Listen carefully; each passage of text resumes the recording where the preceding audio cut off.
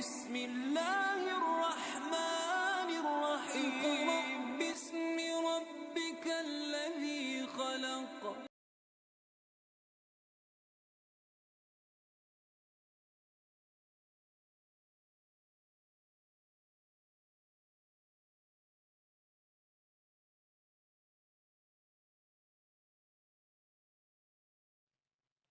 Dear students, अस्सलाम वालेकुम। आज हम फर्स्ट ईयर फिज़िक्स के चैप्टर 9 से टॉपिक 9.1 इलेक्ट्रिक करंट डिस्कस करेंगे। आज के लेक्चर में हम कौन से अहम पॉइंट डिस्कस करने वाले हैं, पहले उनकी बात कर लेते हैं। सबसे पहले तो हम बताएंगे कि इलेक्ट्रिक करंट क्या होता है। उसके बाद हम बताएंगे कि जब वायर में से इलेक्ट्रिक करंट गुज़रता है तो दरअसल वायर्स में से कौन सी चीज़ फ्लो कर रही होती है। फिर हम बात करेंगे कि जब आप एक बैटरी को एक कंडक्टर के साथ जोड़ते हैं तो कंडक्टर पर इस चीज़ का क्या असर होता है। फिर हम ड्रिफ्ट वेलोसिटी की बात करेंगे कि ड्रिफ्ट वेलोसिटी क्या होती है। उसके बाद हम बात करेंगे कि अगर ड्रिफ्ट वेलोसिटी की वैल्यू बहुत कम है तो इसकी वजह क्या है, ये जस्ट 1 मिलीमीटर पर सेकंड क्यों होती है। और अगर ड्रिफ्ट वेलोसिटी इतनी कम है तो फिर हमारे बटन ऑन करते ही करंट पलक झपकते में इलेक्ट्रिक अप्लायंसेस तक कैसे पहुंच जाता है। इलेक्ट्रिक करंट का यूनिट क्या है, इलेक्ट्रिक करंट की टाइप्स कितनी हैं और कौन कौन सी हैं, कन्वेंशनल करंट क्या होता है, अगर कन्वेंशनल करंट एक गलती है तो वो गलती क्यों है, और अगर कन्वेंशनल करंट गलती था तो अभी तक कन्वेंशनल करंट क्यों इस्तेमाल हो रहा है। तो इन तमाम सवालात के जवाबात हम आज के टॉपिक के अंदर देंगे। अगर आप ये तमाम सवालात जहन में बिठा लें तो आज का टॉपिक आप लोगों को लर्न करना बहुत आसान हो जाएगा। चलें स्टूडेंट्स, बढ़ते हैं अपने टॉपिक की तरफ, इलेक्ट्रिक करंट। लफ्ज़ इलेक्ट्रिक जो है ना, ये बुनियादी तौर पर चार्ज के लिए इस्तेमाल होता है, और जो करंट है दरअसल ये बहाव को कहा जाता है। तो अगर हम टर्म इलेक्ट्रिक करंट पर गौर करें तो ये चार्जेस का बहाव हुआ, यानी कि जब भी किसी कंडक्टर में से चार्जेस बह रहे होंगे तो उसे हम किसका नाम देंगे, इलेक्ट्रिक करंट का। तो इलेक्ट्रिक करंट की एक जनरल जो डेफिनेशन बन गई, जो कंसेप्ट बन गया, वो क्या बना, flow of charges through a conductor is known as electric current. Flow of charges through a conductor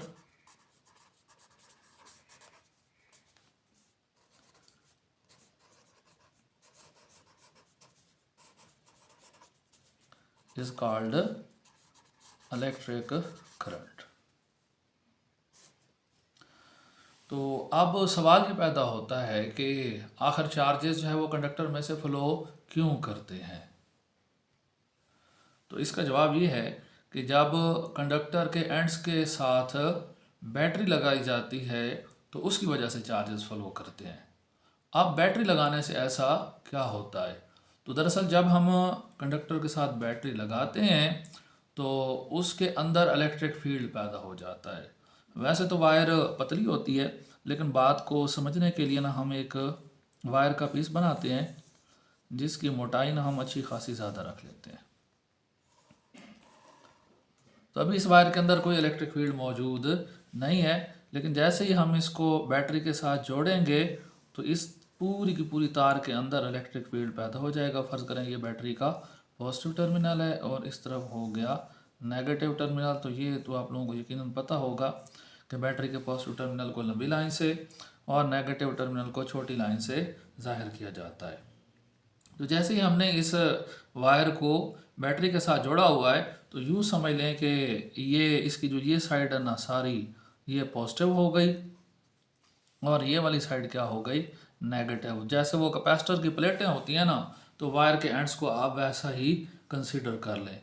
तो अब ना इस पूरी वायर के अंदर इलेक्ट्रिक फील्ड पैदा हो गया है जिसकी डायरेक्शन पॉजिटिव से अवे टुवर्ड्स नेगेटिव होगी। यहाँ पर भी इलेक्ट्रिक फील्ड होगा, इधर भी इलेक्ट्रिक फील्ड होगा, यहाँ पर भी, पूरी की पूरी वायर के अंदर। अब इलेक्ट्रिक फील्ड का क्या काम है कि जब कोई भी चार्ज पार्टिकल इलेक्ट्रिक फील्ड के अंदर मौजूद होता है तो इलेक्ट्रिक फील्ड उस पर फोर्स लगाता है, और अगर चार्ज पार्टिकल पॉजिटिव हो तो वो इलेक्ट्रिक फील्ड की डायरेक्शन में हरकत करना शुरू कर लेता है। लेकिन मेटल्स की ये ख़ास बात है कि उनमें पॉजिटिव चार्ज पार्टिकल्स फ्री नहीं होते, इलेक्ट्रॉन्स फ्री होते हैं जिनके ऊपर नेगेटिव चार्ज होता है। तो मेटल के जो वैलेंस शेल के इलेक्ट्रॉन होते हैं वो फ्री इलेक्ट्रॉन होते हैं, वो किसी एक एटम के साथ जुड़े हुए नहीं होते, तो वो मेटल की बॉडी के अंदर इधर उधर घूमते रहते हैं। तो उनमें से ये चंद हम बना लेते हैं। तो ये जो है ना फ्री इलेक्ट्रॉन्स हैं। तो जैसे ही आपने मेटल को जोड़ा है, वायर को जोड़ा है बैटरी के साथ, तो वायर, पूरी वायर के अंदर इलेक्ट्रिक फील्ड पैदा हो गया है, और वो इलेक्ट्रिक फील्ड इन इलेक्ट्रॉन्स पर फोर्स लगाएगा। और मज़े की बात यह है कि इलेक्ट्रिक फील्ड इलेक्ट्रॉन्स पर जो फोर्स लगाएगा वो इलेक्ट्रिक फील्ड की अपोजिट डायरेक्शन में होगी। उसकी रीज़न ये है कि इलेक्ट्रॉन पॉजिटिव साइड की तरफ अट्रैक्ट होंगे, और पॉजिटिव साइड इलेक्ट्रिक फील्ड की अपोजिट डायरेक्शन में बनती है, जबकि जो नेगेटिव साइड बन रही है कंडक्टर की वो इनको क्या करेगी, रिपेल करेगी। तो लिहाजा इलेक्ट्रिक फील्ड इलेक्ट्रॉन्स पर जो फोर्स लगाएगा वो इलेक्ट्रिक फील्ड की अपोजिट डायरेक्शन में होगी। तो सारे इलेक्ट्रॉन जो है वो हमारी इस फिगर के हिसाब से लेफ़्ट साइड पर दौड़ लगा देंगे। तो अब जब ये सारे इकट्ठे दौड़ लगाएंगे तो इसमें इनका कोई यूनिफॉर्म एक्सेलरेशन या यूनिफॉर्म वेलोसिटी पैदा नहीं होगी। दरअसल कंडक्टर के अंदर बहुत सारे एटम्स के न्यूक्लियाई मौजूद हैं, तो वो इन इलेक्ट्रॉन्स के रास्ते में आएंगे और इनके साथ टकराएंगे। उसके अलावा और इलेक्ट्रॉन्स भी मौजूद हैं, तो ये इलेक्ट्रॉन्स उनके साथ भी टकराएंगे। तो इस तरह इलेक्ट्रॉन टकराते हुए, गिरते पड़ते हुए इलेक्ट्रिक फील्ड के अपोजिट डायरेक्शन में मूव करेंगे। इसकी मिसाल मैं कुछ ऐसे आपको दूँ, मिसाल वैसे अच्छी है तो नहीं, लेकिन बात आप लोगों को अच्छे से समझ आ जाएगी। फ़र्ज़ करें आप कॉलेज की गैलरी में घूम रहे हैं, दाएं बाएं कमरे हैं, दरमियान में गैप है, गैलरी है, तो आप उस गैलरी में घूम रहे हैं। गैलरी काफ़ी लंबी चौड़ी है। खुदा न खास्ता एक साइड पर जो है ना अफवाह फैल जाती है कि उस साइड पर गैलरी के अंदर बम है। तो अब अगर गैलरी में स्टूडेंट्स का रश लगा हुआ है तो वो सारे यकदम अपोजिट डायरेक्शन में दौड़ लगा देंगे। तो यहाँ पर भी बिल्कुल ना ऐसे ही होता है कि जैसे ही आप कंडक्टर को बैटरी के साथ जोड़ते हैं तो एक तरह की ना बम की अफवाह फैल जाती है कंडक्टर के अंदर, और सारे इलेक्ट्रॉन ना इलेक्ट्रिक फील्ड के अपोजिट डायरेक्शन में दौड़ लगा देते हैं। अब जब बम की अफवाह पर आप लोग दौड़ लगाएंगे तो क्या होगा कि कोई किसी से टकराएगा और कोई किसी से टकराएगा, कोई गिर जाएगा, अगर गिरेगा भी तो उसने रुकना कोई नहीं है, वो ज़मीन पे घिसटता हुआ भी बाहर निकलने की कोशिश करेगा। तो ये इलेक्ट्रॉन भी ना बिल्कुल ऐसा करते हैं कि जैसे ही कंडक्टर के अंदर इलेक्ट्रिक फील्ड सेटअप होता है तो सारे इलेक्ट्रॉन इलेक्ट्रिक फील्ड की अपोजिट डायरेक्शन में दौड़ लगा देते हैं, जिसकी वजह से उनके एटमों के साथ भी टकराव होते हैं और आपस में भी टकराव होते हैं, तो वो कोई यूनिफॉर्म एक्सेलरेशन या यूनिफॉर्म वेलोसिटी हासिल नहीं कर पाते। बहरहाल वो एक ख़ास डायरेक्शन में सारे मूव करते हैं। तो हम उनकी एक एवरेज वेलोसिटी निकाल सकते हैं। उस एवरेज वेलोसिटी को नाम दिया जाता है ड्रिफ्ट वेलोसिटी का।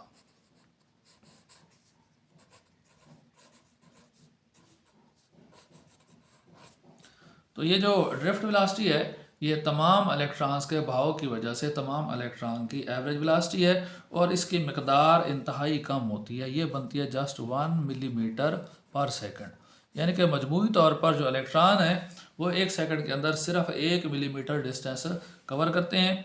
और अगर आप इसको जो है ना 10 की ताकत -3 में लिखना चाहें तो फिर ये 10 की ताकत -3 मीटर पर सेकंड वेलोसिटी बनेगी।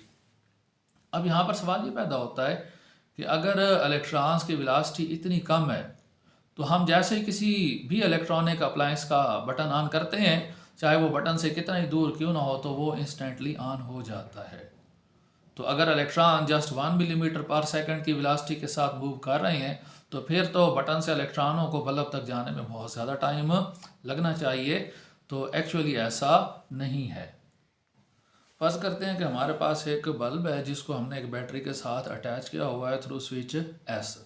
तो हम जैसे ही स्विच एस ऑन करेंगे बल्ब फ़ौरन से क्या हो जाएगा, ऑन हो जाएगा। तो इसकी वजह यह है कि जैसे ही ना आप स्विच ऑन करते हैं तो बैटरी की वजह से इस पूरी तार के अंदर इलेक्ट्रिक फील्ड पैदा हो जाता है। तो सिर्फ ये नहीं होगा कि जिधर आपने बटन ऑन किया इधर करीब ही इलेक्ट्रिक फील्ड पैदा होना, पूरी तार के अंदर यकदम इलेक्ट्रिक फील्ड पैदा हो जाता है, क्योंकि तार का समझ लें कि ये वाला जो एंड है ये पॉजिटिव एंड हो गया और ये वाला एंड क्या हो गया, नेगेटिव। तो दो अपोजिट चार्जेस के दरमियान इलेक्ट्रिक फील्ड पैदा होता है, तो यहाँ पूरी तार के अंदर इलेक्ट्रिक फील्ड पैदा हो जाएगा।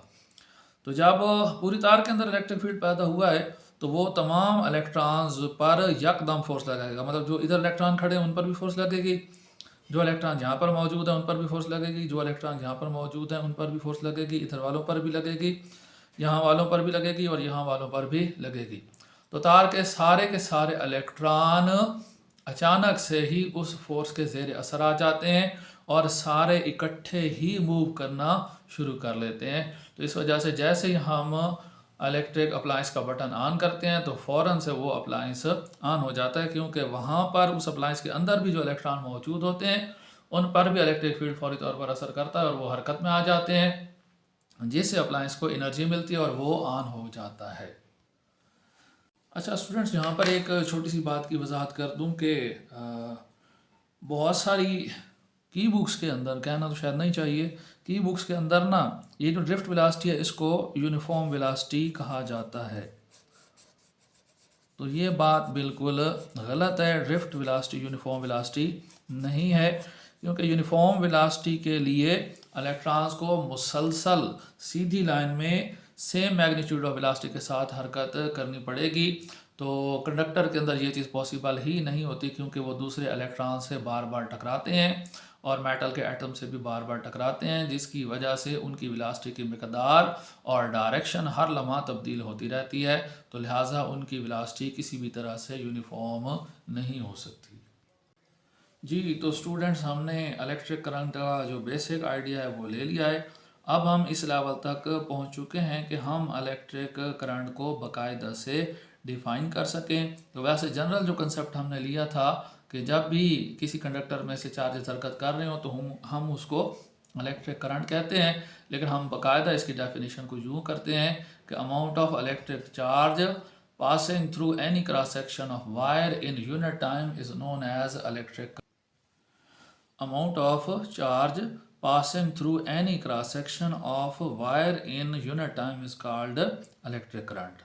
चार्ज की वो मिकदार जो किसी कंडक्टर के किसी भी क्रॉस सेक्शन में से यूनिट टाइम इकाई वक्त के दौरान गुजरती है वो क्या कहलाती है, इलेक्ट्रिक करंट कहलाती है।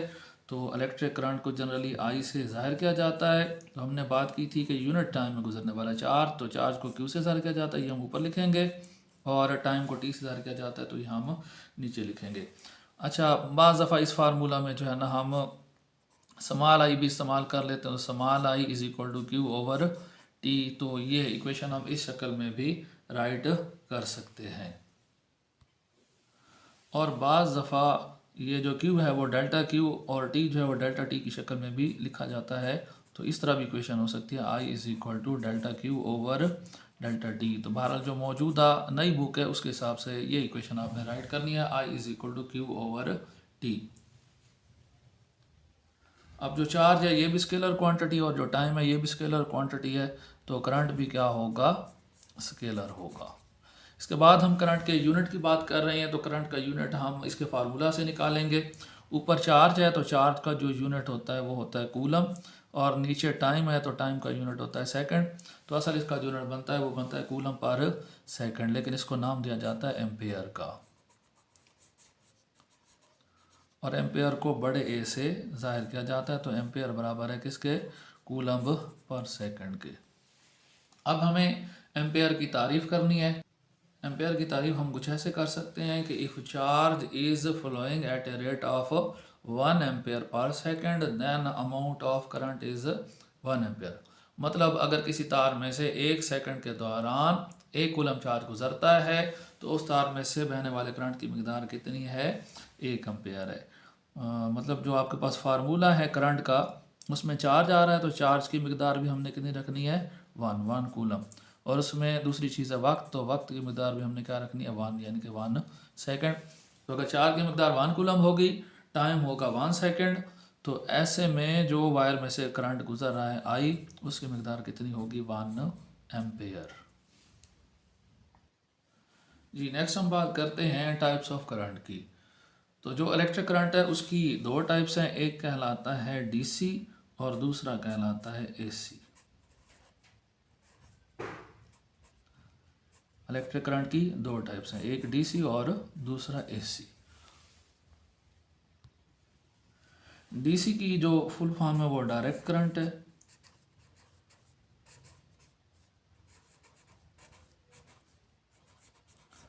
डायरेक्ट करंट आमतौर पर बैटरी से हासिल किया जाता है और इसकी डायरेक्शन हमेशा एक ही सिमत में रहती है, उसमें तब्दीली नहीं आती। फर्ज करें हमारे पास एक बैटरी है, उसके ऊपर आपने देखा होगा दो टर्मिनल होते हैं, एक टर्मिनल पॉजिटिव होता है, दूसरा नेगेटिव होता है। तो इन्हें बैटरी के पोल्स भी कहा जाता है और ये जो पॉजिटिव और नेगेटिव है ये बैटरी की पोलैरिटी भी कहलाती है।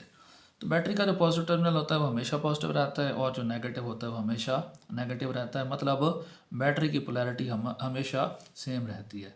फ़र्ज़ करें हमने बैटरी की मदद से जो है ना एक बल्ब ऑन करना है,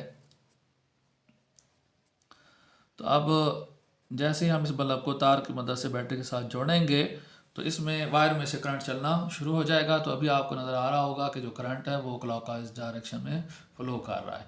तो हमेशा ही ये करंट इसमें से क्लॉकवाइज डायरेक्शन में फ़्लो करता रहेगा, यानी कि इसकी जो है ना डायरेक्शन तब्दील नहीं होगी। तो दरअसल इसको यूनी डायरेक्शनल करंट कहा जाता है। यूनी डायरेक्शनल से डायरेक्शन का लफ्ज़ लिया गया और डायरेक्शन के लफ्ज़ को मुखफ़्फ़ करके ना डायरेक्ट बना दिया गया है, यानी कि ऐसा करंट जिसकी डायरेक्शन एक ही तरफ हो।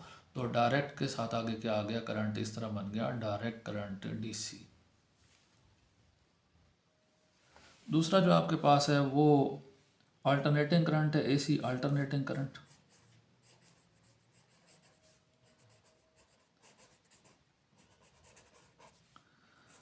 अल्टरनेट का मतलब होता है तब्दील होना। तो दरअसल जो अल्टरनेटिंग करंट है वो हर लम्हा अपनी डायरेक्शन तब्दील करता है, तो इस वजह से उसे क्या कहा जाता है, अल्टरनेटिंग करंट कहा जाता है। अल्टरनेटिंग करंट आमतौर पर जनरेटर से पैदा होता है। ये जनरेटर की अलामत है, मद सी बना देनी है आपने, उसके गिर सर्कल लगा देना है, तो ये आपका हो गया अल्टरनेटिंग करंट। अब जो जनरेटर के पोल्स होते हैं ना वो फिक्स कोई नहीं रहते, एक लम्हा एक पोल पॉजिटिव होगा और अगले लम्हा वो क्या हो जाएगा, नेगेटिव। फ़र्ज़ करें अभी ये वाला पोल पॉजिटिव है और ये क्या है, नेगेटिव है। तो आपने जो है ना एक बल्ब जोड़ दिया जनरेटर के साथ और आप उसको इस जनरेटर की मदद से चला रही हैं। तो पहले लम्हे जो करंट है ना वो क्लॉकवाइज डायरेक्शन में फ़्लो करेगा, क्योंकि बैटरी का लेफ़्ट वाला पोल जनरेटर का लेफ़्ट वाला पोल पॉजिटिव है और राइट वाला पोल नेगेटिव है। लेकिन अगले ही लम्हे जनरेटर की जो पोलैरिटी होगी वो रिवर्स हो जाएगी, पॉजिटिव पोल नेगेटिव बन जाएगा और नेगेटिव पोल पॉजिटिव बन जाएगा। जैसे ही पोल्स रिवर्स होंगे तो करंट भी क्या हो जाएगा, रिवर्स हो जाएगा। ये पोल अब पॉजिटिव बन चुका और ये पोल नेगेटिव। तो अब जो करंट की डायरेक्शन होगी वो कुछ ऐसे होगी, यानी कि अब करंट जो है वो लेफ़्ट साइड से स्टार्ट लेगा और राइट साइड पर एंड होगा। तो अब देखें तो करंट की डायरेक्शन क्या हो गई, एंटी क्लॉकवाइज। पहले क्लॉकवाइज थी, अब क्या हो गई, एंटी क्लॉकवाइज। तो इस वजह से इस करंट को क्या कहा जाता है, अल्टरनेटिंग करंट। अगर आपने इसकी मज़ीद डिटेल देखनी है तो इस पर मैंने डिटेल में लेक्चर दिया हुआ है, तो उसका लिंक ऊपर शो हो रहा होगा, तो आप उस लेक्चर में जाकर इसको मज़ीद तफसील के साथ समझ सकते हैं। हमारे इस टॉपिक का एक अहम हिस्सा कन्वेंशनल करंट है। तो कन्वेंशन जो है ना बुनियादी तौर पर रिवाज को कहा जाता है या रिवायत को कहा जाता है। रिवाज या रिवायत एक ऐसी चीज़ होती है जो पुराने ज़माने से चलती आ रही है और उसे ऑथेंटिक माना जाए। तो कन्वेंशनल का करंट पुराने दौर से चला आ रहा है, उसे ऑथेंटिक माना जाता है। अब कन्वेंशनल करंट क्या है, पुराने दौर के जो साइंटिस्ट हैं ना उनका ख्याल ये था कि कंडक्टर्स के अंदर, वायर्स के अंदर जो करंट फ़्लो करता है वो पॉजिटिव चार्जेस की वजह से फ़्लो करता है। फ़र्ज़ करते हैं कि हमारे पास एक बैटरी है, ये उसका हो गया पॉजिटिव टर्मिनल, ये उसका हो गया नेगेटिव टर्मिनल। आपने एक बल्ब इसके साथ लगा दिया है और वायर में से करंट चलना शुरू हो गया। तो अब पुराने दौर के जो साइंटिस्ट हैं उनके मुताबिक ये करंट किसकी वजह से फ्लो कर रहा है? पॉजिटिव चार्जेस की वजह से। मतलब वायर्स में कौन सी चीज़ चल रही है? Positive charges. तो वो करंट जो पॉजिटिव चार्जेस की वजह से बैटरी के हायर पोटेंशियल वाले टर्मिनल से लोअर टर्मिनल वाले पोटेंशियल की तरफ फ्लो करता है, उसे हम नाम देते हैं किसका? कन्वेंशनल करंट का। तो स्टूडेंट्स ये उस दौर की बात है जब एटम का स्ट्रक्चर मालूम नहीं था। मतलब साइंटिस्ट को ये पता नहीं था कि एटम के मरकज़ के अंदर क्या मौजूद है? न्यूक्लियस मौजूद है, और न्यूक्लियस के गिर्द क्या रिवॉल्व कर रहे हैं? इलेक्ट्रॉन रिवॉल्व कर रहे हैं। तो अब तो सब जानते हैं कि पॉजिटिव चार्ज है वो न्यूक्लियस के अंदर होता है और वो फिक्स होता है, वो अपनी जगह से हरकत नहीं कर सकता। जबकि इलेक्ट्रॉन जो उन पर नेगेटिव चार्जेस है और उनमें से कुछ इलेक्ट्रॉन्स फ्री हो सकते हैं और वो क्या कर सकते हैं? हरकत कर सकते हैं।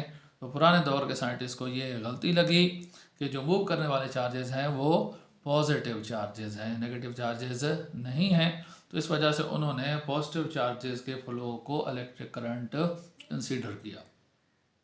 तो उनका ये आइडिया बेसिकली गलत बनता है, लेकिन मज़े की बात ये है कि ये आइडिया बिल्कुल उसी तरह आज भी चल रहा है जैसे पुराने दौर में चल रहा था।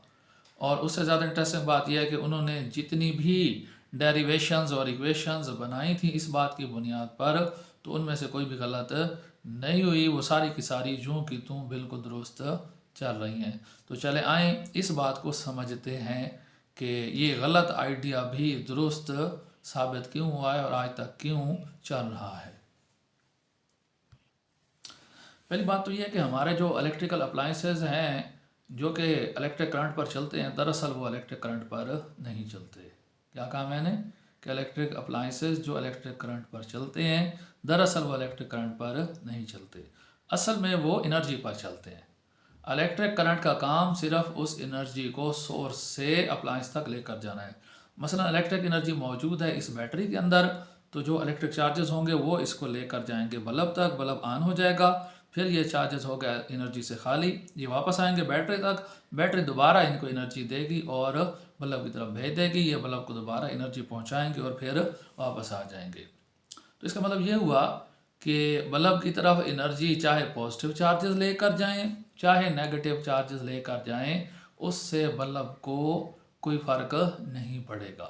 बल्ब को तो एनर्जी चाहिए, चाहे पॉजिटिव चार्ज लेके आता है चाहे नेगेटिव चार्ज लेके आता है। तो पहला पॉइंट ये है कि जो हमारे इलेक्ट्रिक अप्लायंसेज हैं दरअसल वो चार्जेस पर नहीं चलते, बल्कि वो चार्जेस की लाई गई एनर्जी पर चलते हैं। तो चाहे आप ये बोल दें कि पॉजिटिव चार्जेस एनर्जी लेके गए हैं, चाहे आप ये कहें कि नेगेटिव चार्जेस एनर्जी ले गए हैं, तो इससे कोई फ़र्क नहीं पड़ता। बल्ब की तरफ दोनों चार्जेस की वजह से एनर्जी पहुंच रही है। ठीक हो गया। दूसरा पॉइंट देखते हैं। दूसरा पॉइंट ये है कि जो नेगेटिव चार्जेस का फ्लो है ना, इसको हम पॉजिटिव चार्जेस के फ्लो के इक्विवेलेंट कंसीडर कर सकते हैं, लेकिन अपोजिट डायरेक्शन में। मतलब flow of negative charges is equivalent to flow of positive charges in opposite direction. यानी कि नेगेटिव चार्जेस का भाव अगर एक डायरेक्शन में हो रहा है तो हम ये कह सकते हैं कि भाई नेगेटिव चार्जेस का भाव नहीं हो रहा, ये तो पॉजिटिव चार्जेस का भाव हो रहा है। लेकिन इसमें हमें डायरेक्शन क्या करनी पड़ेगी? रिवर्स करनी पड़ेगी। अगर negative charges anti clockwise direction में फ्लो कर रहे थे तो हम कहेंगे कि नहीं भाई, नेगेटिव चार्जेस फ्लो नहीं कर रहे, ये तो पॉजिटिव चार्जेस फ्लो कर रहे हैं और पॉजिटिव चार्जेस क्लॉकवाइज डायरेक्शन में फ्लो कर रहे हैं। तो दरअसल ये दोनों बातें इक्विवेलेंट हैं, बराबर हैं। हमारा नेगेटिव चार्जेस के भाव को पॉजिटिव चार्जेस का भाव कंसिडर कर लेना, कहना गलत नहीं है, क्योंकि इन दोनों का इफेक्ट, इन दोनों का असर बिल्कुल सेम है। तो इस इक्विवेलेंसी को हम एक छोटी सी मिसाल की मदद से समझते हैं। फर्ज करते हैं कि हमारे पास एक बाउल है, प्याला है, जिसको हमने पॉजिटिव चार्ज से फिल कर रखा है। ये प्याला सारा किससे भरा हुआ है? पॉजिटिव चार्ज से। अब हम एक कंडक्टर लगाते हैं, एक वायर लगाते हैं और फर्ज करते हैं कि इस वायर से पॉजिटिव चार्ज आउटवर्ड फ्लो कर रहा है। तो स्टूडेंट्स आप जानते हैं कि अगर बाउल में से पॉजिटिव चार्ज आउटवर्ड डायरेक्शन में फ्लो कर रहा है, तो ये पॉजिटिव चार्जेस आहिस्ता आहिस्ता कम होते जाएंगे और आखिरकार ये बाउल पॉजिटिव चार्जेस से क्या हो जाएगा, खाली हो जाएगा। तो इसका मतलब ये हुआ कि when positive charge is flowing out of the bowl becomes empty after some time. मतलब प्याले में से पॉजिटिव चार्जेस का जो आउटवर्ड फ्लो है ये थोड़ी देर के बाद प्याले को पॉजिटिव चार्जेस से खाली कर देता है।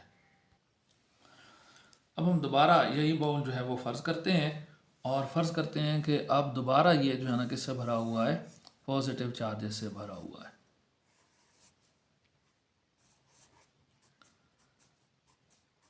फिर हम एक और कंडक्टर लेते हैं वैसा ही,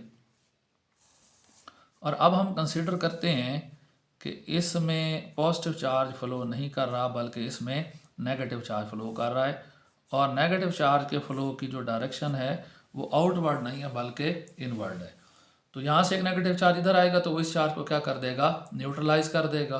फिर और चार्ज आएगा वो और को न्यूट्रलाइज कर देगा। तो नेगेटिव चार्जेस बाउल के अंदर की तरफ फ्लो करते जा रहे हैं और थोड़ी देर के बाद बाउल फिर क्या होगा, खाली होगा। तो ये यहाँ पर पॉइंट आपने समझना है कि जब पॉजिटिव चार्जेस से भरे हुए बाउल में से पॉजिटिव चार्जेस बाहर की तरफ फ्लो कर रहे थे तब भी उसका चार्ज ख़त्म हो गया था और ज़ीरो हो गया था, और जब इसी बाउल में नेगेटिव चार्ज अंदर की तरफ फ्लो करके आते हैं तो तब इसका चार्ज ख़त्म हो जाता है, ज़ीरो हो जाता है। तो इसका मतलब क्या हुआ कि पॉजिटिव चार्ज के बाहर की तरफ फ्लो करने का जो असर है वो नेगेटिव चार्ज के अंदर फ्लो करने के असर के क्या है, बराबर है। तो लिहाजा हम कह सकते हैं कि जो नेगेटिव चार्ज बाउल के अंदर इनवर्ड फ्लो कर रहा है, इसकी जगह अगर हम यूं बोल दें कि पॉजिटिव चार्ज बाउल से आउटवर्ड फ्लो कर रहा है, तो ये हमारा ये कहना गलत नहीं होगा, क्योंकि दोनों चीज़ों का जो असर है वो बराबर है। पहले केस में भी बाउल का पॉजिटिव चार्ज ग्रेजुअली ख़त्म हो जाता है और दूसरे केस में भी बाउल का नेगेटिव चार्ज पॉजिटिव चार्ज ख़त्म हो जाता है। तो लिहाजा जो कन्वेंशनल करंट है वो आज भी गलत नहीं है। जहाँ पर नेगेटिव चार्जेस फ्लो कर रहे होते हैं हम कंसिडर कर लेते हैं कि वहाँ पर पॉजिटिव चार्जेस अपोजिट डायरेक्शन में फ्लो कर रहे हैं, तो इस करंट को कन्वेंशनल करंट कहेंगे। लेकिन इसको ना इक्विवेलेंट करंट कहा जाता है। क्या कहा जाता है इसको, इक्विवेलेंट करंट। तो इक्विवेलेंट हम इसको इस वजह से कह रहे हैं क्योंकि रियल जो करंट है ना वो नेगेटिव चार्जेस की वजह से है, लेकिन हर जगह कन्वेंशनल करंट इक्विवेलेंट करंट नहीं होता। बास सिचुएशन में ये रियल भी होता है, क्योंकि डिफरेंट किस्म के जो कंडक्टर्स हैं ना उनमें चार्ज कैरियर डिफरेंट होते हैं। चार्ज कैरियर से मुराद वो पार्टिकल हैं जिन पर चार्ज होता है। मसलन मेटल्स के केस में चार्ज कैरियर जो है वो इलेक्ट्रॉन है, और अगर आप इलेक्ट्रोलाइट की बात करेंगे तो उनके केस में पॉजिटिव और नेगेटिव आयन होते हैं चार्ज कैरियर, और अगर आप गैसेस की बात करेंगे तो उसमें पॉजिटिव आयन और नेगेटिव इलेक्ट्रॉन होते हैं। तो अगर तो आप मेटालिक कंडक्टर की बात करेंगे तो उसमें फिर कन्वेंशनल करंट इक्विवेलेंट करंट ही होगा। लेकिन अगर आप इलेक्ट्रोलाइट की बात करते हैं तो उसमें जो पॉजिटिव चार्जेस की वजह से करंट बनेगा वो रियल कन्वेंशनल करंट होगा, और जो नेगेटिव चार्जेस वाला करंट है उसमें आपको इक्विवेलेंट कन्वेंशनल करंट लेना पड़ेगा। ऐसे ही गैसेस में जो पॉजिटिव आयंस की वजह से पॉजिटिव चार्जेस की वजह से करंट फ्लो करेगा वो रियल कन्वेंशनल करंट होगा, और जो नेगेटिव इलेक्ट्रॉन्स का करंट है उसके लिए आपको इक्विवेलेंट कन्वेंशनल करंट लेना पड़ेगा। लास्ट पे एक अहम बात क्लियर कर दूं कि जब आप इलेक्ट्रिक करंट की इस्तेलाह इस्तेमाल करते हैं तो उसमें हर तरह के चार्जेस के बहाव वाला करंट आ जाता है, चाहे वो पॉजिटिव हो चाहे वो नेगेटिव हो। जब आप कन्वेंशनल करंट कहते हैं तो फिर ये पॉजिटिव चार्जेस के बहाव वाला करंट होता है। हाँ, इसमें यह है कि सम टाइम ये रियल होता है और सम टाइम आप इसको एज इक्विवेलेंट ले रहे होते हैं। अगर आपने प्योरली इलेक्ट्रॉन्स के करंट की बात करनी हो, जैसा कि रियल में मेटल्स में से जो है ना इलेक्ट्रॉन्स का करंट फ्लो करता है, तो फिर आप टर्म इस्तेमाल करेंगे इलेक्ट्रॉनिक करंट, फिर आप उसको इलेक्ट्रिक करंट नहीं कहेंगे। और जब आप इलेक्ट्रॉनिक करंट कहेंगे तो ये फिर बैटरी के नेगेटिव टर्मिनल यानी कि लो पोटेंशियल से शुरू होगा और पॉजिटिव टर्मिनल यानी कि हायर पोटेंशियल पर एंड होगा। लास्ट पे हम वो तमाम सवालात डिस्कस कर लेते हैं जो इस टॉपिक में से बतौर MCQ या शॉर्ट क्वेश्चन आ सकते हैं। इसके अलावा अगर आप लोग टॉपिक तैयार कर लेते हैं तो टॉपिक तैयार करने के बाद आप इन सवालात को बतौर टेस्ट यूज़ कर सकते हैं। मतलब इधर से आप क्वेश्चन सुनते जाएं और अपने जहन में आप आंसर रिपीट करते जाएं। अगर आपको आंसर आता है तो फिर तो आपका टॉपिक तैयार हो गया है, और अगर आपका आंसर भूल रहा है तो इसका मतलब है कि टॉपिक अच्छे से तैयार नहीं हुआ। और जब भी आप अपनी तैयारी चेक करने लगें तो टॉपिक तैयार करने के बाद कम से कम आधे घंटे का गैप लें। आधे घंटे के बाद इन क्वेश्चंस को सुन के आंसर देने की ट्राई करें। तो अगर वाकई तैयारी हो गई होगी तो आपको सारे आंसर आते होंगे, और अगर तैयारी नहीं हुई तो फिर आप यकीनन मिस्टेक्स करेंगे। तो चलें टॉपिक से मुमकिन सवालात देखते हैं। सबसे पहला क्वेश्चन जो बन सकता है वो what is meant by electric current, या define electric current. What actually flows inside a conductor. What are the charge carriers in metals. What is effect of battery on conductor? What force does the electric field exert on free electrons? Why do electrons not move in a straight line inside a conductor? Why do electrons constantly collide with atoms and with one another? What is drift velocity or defined drift velocity? What is the drift velocity of electrons? Very small. Sorry, why is the drift velocity of electrons is very small? Yeah, what is the value of drift velocity? If drift velocity is small, why does a bulb light up instantly? What is the formula for electric current? Or write the formula for electric current. What is the unit of electric current? How is ampere defined? Yeah, define ampere. Yeah, what is ampere? What are two types of electric current? Yeah, what are types of electric current? What is direct current or what is DC? What is alternating current or what is AC? How does DC differ from AC? या ये सवाल ऐसे भी हो सकता है, differentiate between DC and AC। या ऐसे पूछा जा सकता है, differentiate between alternating current and direct current. What type of current is produced by batteries? What type of current is supplied to homes and industries? In reality, in which direction do electrons move in a circuit? Why is the direction of current taken opposite to the motion of electrons? What is conventional current? Why was the concept of conventional current kept even after discovering electrons? उम्मीद है आप लोगों को आज का topic अच्छी तरह समझ आ गया होगा। टेक केयर, अल्लाह हाफिज़।